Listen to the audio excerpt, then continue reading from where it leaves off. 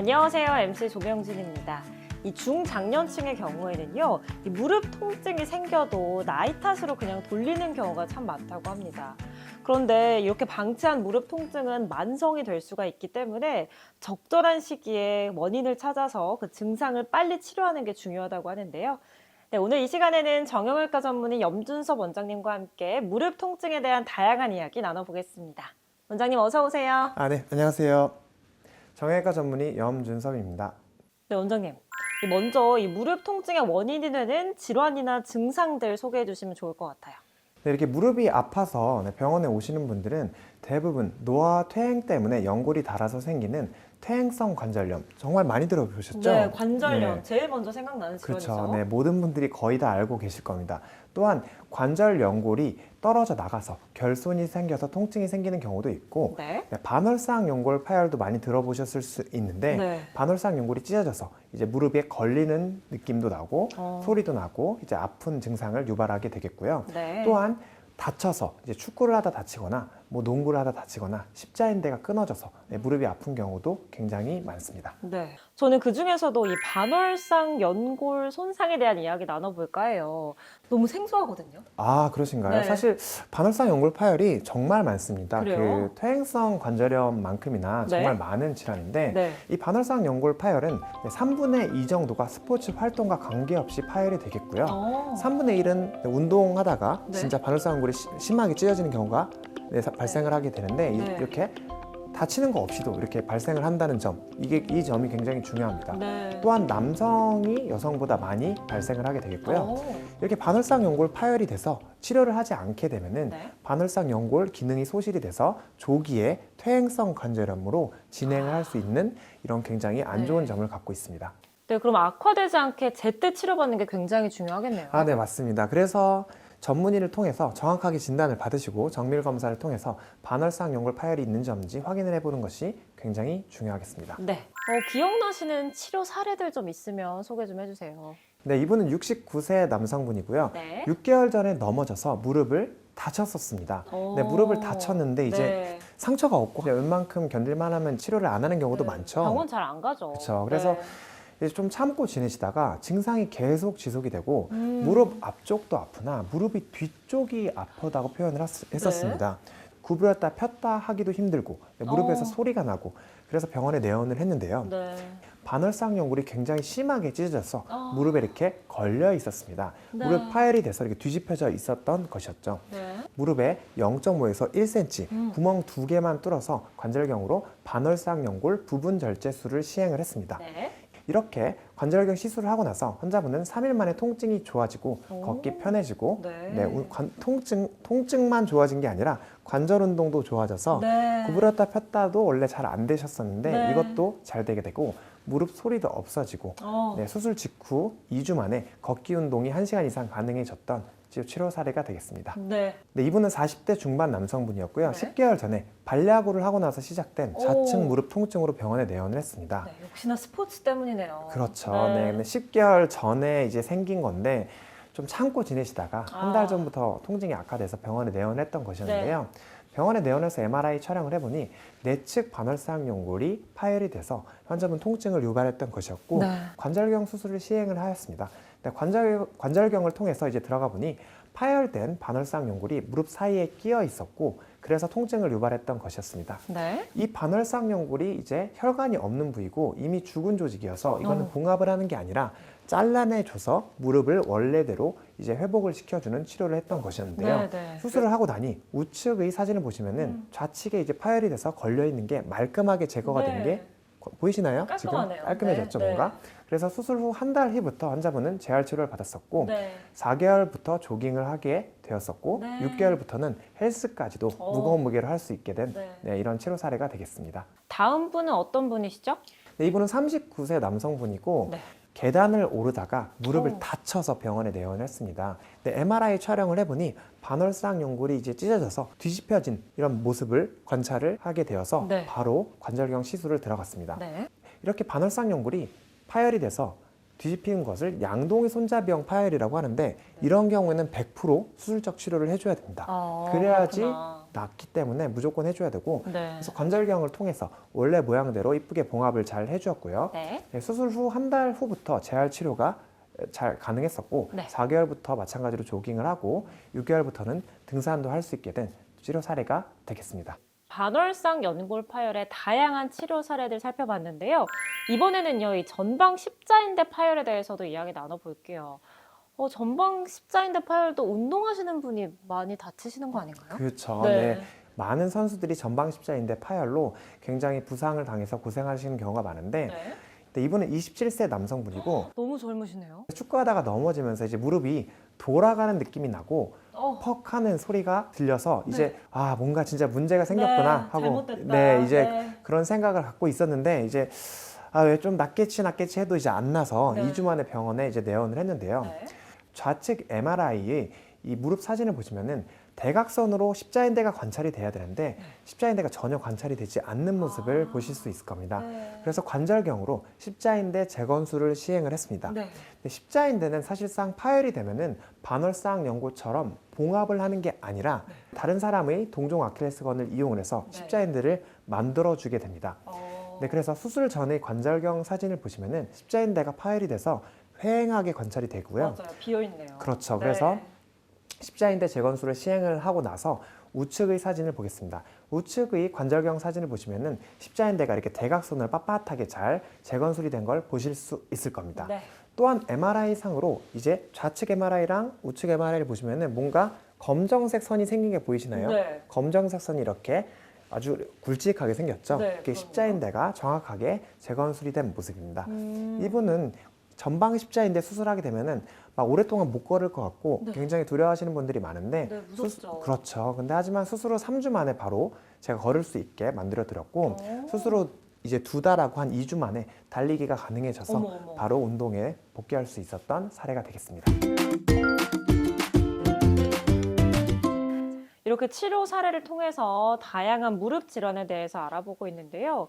그런데 사실은요, 이 무릎 통증 하면 제일 먼저 떠오르는 건 이 퇴행성 관절염이란 말이죠. 이게 정확히 어떤 질환인가요? 퇴행성 관절염은 무릎 전반이 노화, 퇴행이 돼서 망가지는 병입니다. 연골도 망가지고 주변의 뼈, 근육, 활액에 퇴행성 변화가 나타나서 세포가 망가지는 거죠, 결국에는. 네. 그래서 관절의 노화로 생기는 퇴행성 골관절염이라고도 부릅니다. 자, 그러면요, 이 무릎 관절염의 진행 단계와 또 치료 방법에 대해서 설명해 주시죠. 병원에 내원해서 보통 이제 엑스레이를 찍은 다음에 몇 기다 이런 얘기를 많이 맞아요. 들으십니다. 네. 사실 관절이 점점 망가지는 단계를 의사들이 분류를 해놓은 건데 뭐 1단계는 거의 변화가 없고 2단계는 골극 뼈 조각이 자라나게 되고 3단계는 안쪽이 이제 좁아지게 되고 네. 4단계는 이제 50% 이상 좁아져서 딱 닿아 있게 되고 너무 이렇게 아프실 분류를 것 하게 같아요. 됩니다. 근데 여기서 포인트가 있는데요. 보통 이제 KL 그레이드 저 무릎 관절암 엑스레이 찍고 나서 내가 2기다 이런 얘기를 들으신 분들은 1기고 2기니까 별 문제가 없다 이렇게 생각하시는 경우가 많은데 안 되죠. 네, 그렇죠. 사실상 이제 엑스레이 분류는 정말 오래된 분류법이고요. 네. MRI랑 관절경 분류는 이와 다릅니다. 이 엑스레이 상으로 1기나 2기여도요. MRI 촬영을 해보면은 3기, 4기가 나오는 경우도 많습니다. 네. 왜냐하면 MRI에서는 관절 연골의 결손된 부위, 연골이 손상된 정도를 따라서 분류를 하기 때문에 네. 관절염이 내가 등급이 이제 엑스레이에서 1기여도 사실상 3기, 4기가 나올 수도 있는 겁니다. 네. 연골 상한 정도가. 그리고 관절경을 통해서 볼 때도 이제 연골이 많이 파여 있게 되는 경우도 많습니다. 내가 무릎이 아파서 관절암 기수를 1기, 2기로 진단을 받아도 네. 이제 치료를 해도 잘 좋아지지 않으면은 네. 정밀 검사를 통해서 정확한 진단과 등급을 아시는 것이 중요하겠습니다. 확실히 정밀 검사를 해서 정확히 진단받는 게 중요할 것 네, 같네요. 맞습니다. 그럼 치료는 어떻게 진행이 되나요? 네, 무릎 관절암이 있어서 무릎이 아픈 분들은 대부분 약물 치료나 물리 치료를 통해서 통증을 가라앉혀 주는 것이 굉장히 중요하겠고 네. 체충격파를 통해서 무릎 관절을 풀어주고 도수 치료를 통해서 무릎 근육과 힘줄을 풀어주는 것도 굉장히 중요한 치료가 되겠습니다. 네네. 하지만 이러한 치료를 했는데도 좋아지지 않게 되면은 이제 비수술 치료를 고려를 하게 되겠는데 최근에 많이 시행이 되었던 줄기세포 주사 치료, 또한 프롤로 치료, 콜라겐 치료, 또한 보통 이제 예전에는 팔꿈치에서만 시행이 됐었는데 최근에 이제 보건복지부를 통해서 PRP 주사가 무릎에 승인이 났는데요. 본인의 피를 뽑아서 원심 분리를 돌려서 혈소판 농축액을 무릎에 넣어주는 PRP 주사도 좋은 치료 방법이 되겠습니다. 신기하네요. 네, 그렇죠. 네, 이러한 치료를 했는데도 이제 좋아지지 않으면은 관절경으로 치료를 하거나 인공관절 치료하는 걸 고려를 해야 되는데 네. 앞서 말씀드렸듯이 반월상 연골이 많이 찢어지거나 그런 경우에는 반월상 연골 부분절제술 또는 봉합을 하거나 네. 또한 관절염이 매우 심하고 이제 골연골 결손이 있을 경우에는 그걸 살리기 위해서 미세 천공술을 통해서 연골을 살리거나 줄기세포를 이식하거나 또는 휜다리 교정술을 통해서 안쪽에 있는 압력을 바깥쪽으로 이동시켜줘서 실제로 연골을 살릴 수 있는 방법이 있겠습니다. 그러니까 이러한 방법으로도 연골을 못 살리면은 어쩔 수 없이 이제 인공관절 치환술을 통해서 환자분들을 치료하게 되겠습니다. 이렇게 진행 단계에 따라서 치료 방법도 달라질 것 같은데요. 그러면요, 좀 대표적이라고 할 수 있는 수술 치료법은 어떤 거라고 할 수 있을까요? 무릎 관절염을 치료하는 것은 연골을 살리는 방법과 연골을 살리기 불가능해서 인공관절을 하는 방법이 있는데요. 네. 그 연골이 많이 닳아있고 안쪽의 관절염이 굉장히 심하고 다리가 휘어있는 분들은 휜다리 교정술을 통해서 무게 부하를 바깥쪽으로 이동시켜줘서 연골을 살리게 되고 그 연골 살리는 것을 조금 더 도와주기 위해서 줄기세포를 이식을 해서 태아의 태반 줄기세포를 이식을 해서 이제 무릎을 살릴 수 있는 방법이 있겠습니다. 이렇게 연골을 살릴 수 있으면 최대한 살리고 살리지 못한다면은 인공관절 치환술을 고려를 해야 되는데 예전에는 일반적으로 그냥 의사들이 하는 인공관절 치환술이 전부였지만 최근에는 로봇을 이용해서 인공관절 치환술을 하는 것이 굉장히 많이 이루어지고 있습니다. 네. 이러한 치료법도 좋은 치료 방법으로 한번 고려를 해보셔야 됩니다. 그럼 먼저 이 휜다리 교정술에 대해서 더 자세하게 이야기 나눠볼게요. 네, 보통 이제 휜다리라고 하면은 다리가 이렇게 안으로 휜 겁니다. 그래서 다리가 안으로 휘게 되면은 안쪽에 하중 부하가 많이 가해집니다. 그렇겠네요. 그렇죠. 그럼 안쪽이 망가져 있는데 휜다리 교정술을 통해서 다리를 쫙 펴주게 되고 그럼 안쪽에 걸린 무게를 바깥쪽으로 이동시켜줘서 연골을 살릴 수 있게 되는 치료 방법이 되겠습니다. 자, 그렇다면요, 이 휜다리 교정술은 어떤 분들이 받게 되나요? 네, 휜다리 교정술은 보통 이제 고령이신 분들은 사실 조금 어려운 경우가 많습니다. 그래요. 중년에 안쪽으로 다리가 휘어 있고 내측에만 관절염이 국한되어 있는 경우에 치료 결과가 굉장히 좋습니다. 그렇겠네요. 비만이시게 되면은 휜다리 교정술을 통해서 바깥쪽으로 이동시켜줘도 워낙 무게가 많이 걸리니까 압박이 어차피 가해지겠네요. 그렇죠. 네, 별로 효과가 떨어질 수 있게 되겠죠. 그리고 무릎을 구부리고 펴는 것이 문제가 없어야 되고 진찰상 또한 MRI상 무릎 인대에도 문제가 없어야 되겠습니다. 또한 류마티스 관절염과 같은 염증성 관절염이 있게 되면은 휜다리 교정술을 해도 이제 크게 효과가 없겠죠. 그래서 이런 게 없는 경우에만 좋은 적응증이 되겠습니다. 계속해서 이 휜다리 교정술의 치료 사례 보겠습니다. 네, 이분은 63세 여성분이시고요. 네, 이제 좌측 무릎 통증이 매우 심하고 불편하고 좌측 무릎이 많이 부어서 병원에 내원을 했습니다. 그래서 엑스레이를 촬영을 해보니 다리가 이렇게 많이 휜 것을 보실 수 있을 겁니다. 확실한 O자 다리네요. 그렇죠. 이렇게 다리가 많이 휘어 있었기 때문에 환자분 안쪽 관절염이 점점 더 진행을 했던 것이었고 매우 많이 아팠던 것이었습니다. 근데 MRI 촬영을 해보니 관절염이 굉장히 심했고 연골도 결손이 있고 다리도 휘어 있었고 그래서 휜다리 교정술과 미세 천공술을 시행을 했습니다. 수술 전후 사진을 비교해 보시면은 다리가 일자로 펴진 게 보이시나요 혹시?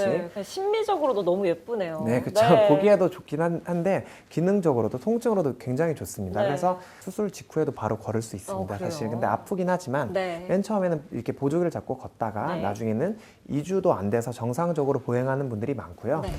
1년이 지나서 무릎 안의 상태를 확인했는데 우측의 관절경 사진을 보시면은 연골이 많이 이렇게 살아나서 연골이 덮여 있는 걸 보실 수 있을 겁니다. 그렇네요. 좌측의 그 수술 전 구멍 뻥 뚫려 있는 거에 비해서 뭔가 좀 채워진 게 보이시나요? 네, 저렇게 연골이 많이 좋아진 성공적으로 치료가 된 사례가 되겠습니다. 이렇게 휜다리 교정술에 대해서 알아봤는데요. 또 개인의 증상이나 정도에 따라서 치료 효과에는 차이가 있을 수 있다는 점도 알려드리겠습니다. 원장님 계속해서 또 다른 수술 치료 방법이죠. 이 줄기세포 이식술에 대해서 이야기 나눠보겠습니다. 어떤 치료법이죠? 사실 최근에 이 줄기세포 주사라고 혹시 들어보셨을 수 있는데 굉장히 많이 시행이 됐었습니다. 골수에서 이제 줄기세포를 빼서 원심분리 돌려서 주사 치료로 넣어주는 거였는데 비수술 치료에 해당이 됐었죠. 근데 이 치료도 물론 좋은 치료지만 사실상 정말로 연골을 살아나게 하고 근본적으로 회복시키는 치료는 동종 골수 줄기세포 이식술입니다.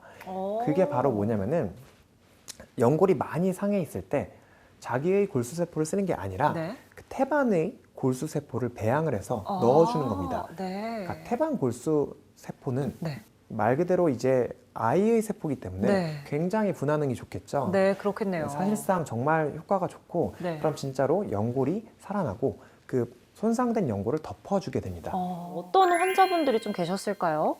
네, 이렇게 줄기세포 이식술을 치료를 해서 성공적으로 치료한 사례에 대해서 보겠습니다. 이분 55세 여성분이고요. 네. 우측 무릎 중에 내측부가 아파서 병원에 내원을 했습니다. 네. 오랫동안 충격파 주사 치료를 했었는데 이제 처음에는 좋아지다가 이제는 치료에 반응이 없고 일상생활에 방해될 정도로 무릎 안쪽이 시큰거리고 아프고 간혹 힘도 잘 안 들어가고 그래서 병원에 내원해서 MRI 촬영을 해보니 퇴행성 관절염뿐만 아니라 골연골 결손이 굉장히 심했던 것이었는데요. 네. 그래서 제대열 줄기세포 이식술을 시행을 했습니다. 네. 좌측의 관절경 사진을 보시면 연골이 많이 결손이 있는 걸 보실 수 있습니다. 네. 이 결손된 연골 부위를 이렇게 다듬어줘서 깨끗하게 만들어준 다음에 그 다음에 구멍을 송송 이렇게 뚫어주게 됩니다. 네. 구멍 난 게 보이시나요? 네네네. 저게 미세천공술이라는 치료법인데 저렇게 치료를 한 다음에 저 줄기세포 이식을 하게 됩니다. 네. 저 빨갛게 된 게 네. 줄기세포를 한 부위라고 생각하시면 됩니다. 네. 줄기세포 이식을 한 부위고 이렇게 치료를 한 이후에 1년 정도 사진을 보시면은 저렇게 연골이 많이 살아나서 하얗게 덮인 걸 보실 수 네, 있을 겁니다. 너무 신기해요. 그렇죠. 연골 결손이 회복되면서 수술 후에 우측 무릎의 내측 통증이 호전되어서 일상생활로 잘 복귀할 수 있게 된 사례가 되겠습니다. 다음 환자분은 어떤 분이시죠? 네, 이분은 58세 여성분이었고요. 오른쪽 무릎 통증이 너무 심해서 이제 일상생활도 힘들고 이 연골이 너무 닳고 이제 무릎 변형이 심해서 인공관절 수술을 해야 된다. 네. 이런 얘기를 듣고 병원에 내원을 했습니다. 네. 근데 이제 58세라고 하면은 뭔가 이제 인공관절 하기에는 젊은 나이 같지 않으신가요? 네, 아직 네. 한창이시죠. 네, 그렇죠. 근데 인공관절을 안 하고 치료를 하기 위해서 환자분은 검사를 시행을 했습니다. 네. 좌측 엑스레이를 보시면은 무릎 안쪽에 연골이 닿아 있는 게 혹시 보이시나요? 네. 딱 닿아 있을 정도로 네. 관절염이 심한 네, 상태였습니다. 너무 아프시겠어요. 그렇죠. 네. MRI 검사를 해봐도 연골이 많이 닳았었고 아. 반월상 연골 파열도 굉장히 심했습니다. 네. 그래서 연골을 살리기 위해서 휜다리 교정술을 통해서 O자다리를 일자다리로 만들어서 네. 안쪽에 걸리는 압력을 바깥쪽으로 이동시켜줘서 안쪽에 연골을 살아나게 만들고 너무나 관절염이 심했고 결손이 심했기 때문에 줄기세포 이식술도 같이 시행을 하였습니다. 네. 수술 후에 다리 변형도 교정이 돼서 또한 줄기세포 이식술도 성공적으로 잘 이루어져서 네. 연골이 잘 회복이 되었었고요. 네. 무릎 통증 없이 일상생활로 복귀를 잘 하였고 실제로 인공관절 수술을 하지 않고 잘 지내고 있는 환자분이 되겠습니다. 네, 그럼 계속해서 이 무릎 관절염이 조금 더 진행이 돼서 이 말기 환자분들이 받는 수술이죠. 인공관절 치환술에 대한 이야기 나눠보겠습니다. 네, 인공관절 치환술 정말 많이 들어보셨을 겁니다. 네. 뭐 인공관절을 갈아 낀다 뭐 이런 얘기를 하시는데 뭐 굉장히 무서운 수술이라고 생각을 다들 하십니다.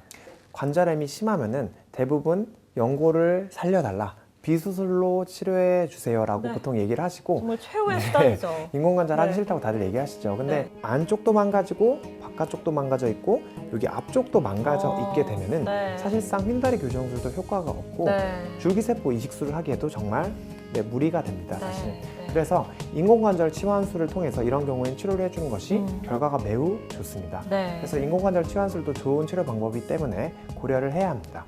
그럼 인공관절 치환술의 장점과 단점들을 한번 정리해 볼게요.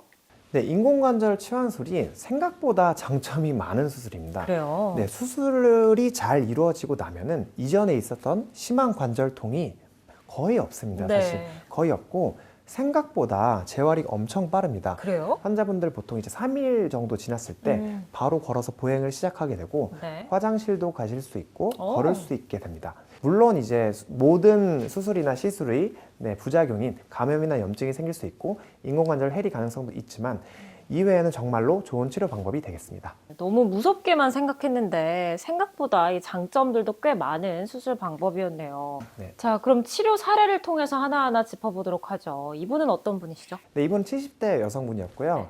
네, 타병원에서 이제 무릎 골절로 5년 전에 수술을 했었었고 네. 1년 전에 기기 제거술을 했는데 다친 이후에 아마도 관절염이 더 진행을 했던 것 같고 관절 통이 더 심해졌고 네. 일상생활이 힘들고 걷기가 힘들어 병원에 내원을 했습니다. 네. 그래서 MRI 촬영을 해봐도 반월상 연골도 다 파열이 되어 있고 너무나 심해서 인공관절 치환술을 시행을 했습니다. 네. 네, 우측의 엑스레이 사진을 보시면 인공관절이 굉장히 잘 들어간 것을 보실 수 있겠고요. 네. 이분은 수술 후 2주 만에 걸어서 집으로 바로 퇴원을 했습니다. 오, 네. 아프신 게 별로 없다고 하셨었고 네. 2달 만에 이제 2시간 동안 걸어도 문제가 없다고 하셨고 네. 사실 계속 수시를 해야 되는데 이제 뵙자고 했지만 네, 아프면 오겠는데 안 아파서 안 와도 될 것 같다고 그냥 네. 전화로만 통화하고 이제 끝냈던 치료 사례가 되겠습니다. 네. 네. 자, 그럼 마지막으로요. 인공관절 치환술 중에서도 아까 이 로봇이 하는 수술이 있다고 말씀을 해주셨던 것 같은데요. 이건 또 어떤 치료법이죠? 네, 인공관절 치환술은 예전부터 의사들이 정말 직접적으로 많이 해온 수술이었는데 네. 최근에는 이제 로봇이 도입이 되면서 좀 더 정확하고 좀 더 부작용 없이 치료할 수 있는 길이 열렸습니다. 네. 로봇 인공관절 수술 과정에 대해서 설명드리면은 먼저 수술 전에 환자분 무릎의 CT를 촬영을 하게 됩니다. 네. 이 CT를 촬영을 해서 로봇에 이제 입력을 하게 되는 것인데요. 네. 어떻게 수술을 할지 3D 영상으로 수술 계획을 수립을 하게 되고 수술하러 들어가서도 환자분의 무릎을 로봇에 실시간으로 등록을 해서 최적화된 계획을 다시 수정을 해서 수술을 하게 됩니다. 네. 그리고 환자분이 뼈를 자를 때도 사실 로봇이 다 자르는 게 아니라 네. 의사가 그 상황을 보면서 판단을 하고 로봇 팔로 환자분의 무릎 뼈를 절삭을 해서 가장 정확하게 그리고 가장 최소화하게 피해를 입히면서 네. 최소화하게 연부조직 손상을 입히면서 수술을 진행을 하게 됩니다. 이렇게 되면은 수술도 굉장히 안전하게 네. 정확하게 시행을 할 수 있게 되는 것이죠. 네. 그렇겠네요. 확실히 사람이 혼자 하는 것보다는 더 정확하고 안전한 방법인 것 같은데요. 역시나 치료 사례 보면서 더 자세하게 이야기 나눠볼게요. 네, 이분은 70대 중반 환자분이고요. 2, 3년 동안 무릎이 아파서 주사를 여러 번 맞았는데 소용이 전혀 없었고 네. 나중에 너무 심해져서 난간을 잡고 한 계단씩 오를 정도로 계단 오르내릴 때 통증이 굉장히 심했었고요. 일상생활이 안 됐네요. 그렇죠. 네. 네, 병원에 내원해서 이제 엑스레이만 촬영을 해봐도 퇴행성 관절염 말기고 내반슬 변형이 굉장히 심했었습니다. 네. 그래서 로봇을 이용해서 인공관절 치환술을 시행을 했습니다. 이렇게 로봇을 이용해서 인공관절 치환술을 시행을 하고 나서 3주가 지나니까 이제 무릎이 구부렸다 폈다 하는 게 전부 다 잘 이루어졌었고 걸을 때 통증도 없었고요. 수술 후 3주부터 이제 보행기구의 도움 없이 복도에서 보행이 가능했었고 통증 없이 난간 잡고 계단을 내리는 것이 가능해졌던 사례가 되겠습니다. 원장님, 그러면요, 이 로봇을 이용한 인공관절 수술 장점들이 꽤 많을 것 같거든요. 한번 짚어주시겠어요? 사람마다 생긴 무릎 모양이 다 다르고 사실상 안 좋은 부위가 다 다른데 맞아요. CT를 촬영을 해서 정확하게 맞춤형으로 계획을 세울 수 있겠고요. 네. 수술 시에도 이제 환자분의 무릎을 등록을 해서 정확하게 뼈를 절삭을 하기 때문에 수술 과정이 굉장히 안전하고 연부조직 손상을 최소화하기 때문에 통증도 최대한 줄여주고 일상생활로 회복도 빠르게 되는 장점이 있겠습니다. 자, 그러면요, 인공관절 치환술 이후에 좀 주의해야 할 점에 대해서도 좀 알려주세요. 네, 인공관절 치환술은 말 그대로 연골이 상한 걸 잘라내고 관절을 껴 넣는 치료가 맞습니다. 그렇죠. 하지만 로봇 다리를 만들어주는 것도 아니고 만능 다리를 만들어주는 게 아니기 때문에 원래의 관절 운동 범위를 되찾아야 되는 것이죠. 네. 이렇게 치료를 한 다음에 이제 통증을 좋아지게 하고 오랫동안 쓰려면은 무릎이 튼튼해야 됩니다. 맞아요. 그래서 이제 실내 자전거와 같은 대퇴사두근 근력 강화 운동을 해주는 것이 굉장히 중요하겠습니다. 네. 이렇게 주의사항들까지 설명을 해주셨는데요. 잘 참고하셔서 치료 받으시면 좋을 것 같습니다. 자, 오늘 이렇게 정형외과 전문의 염준섭 원장님과 함께 무릎 통증의 진단과 치료법이라는 주제로 무릎 통증 관련 자세한 이야기 나눠봤습니다. 오늘 말씀 고맙습니다. 감사합니다. 네, 저희는 다음 시간에 더욱더 건강한 소식으로 돌아오도록 하겠습니다. 원장님 함께 인사드릴게요. 시청해주신 여러분 고맙습니다. 감사합니다.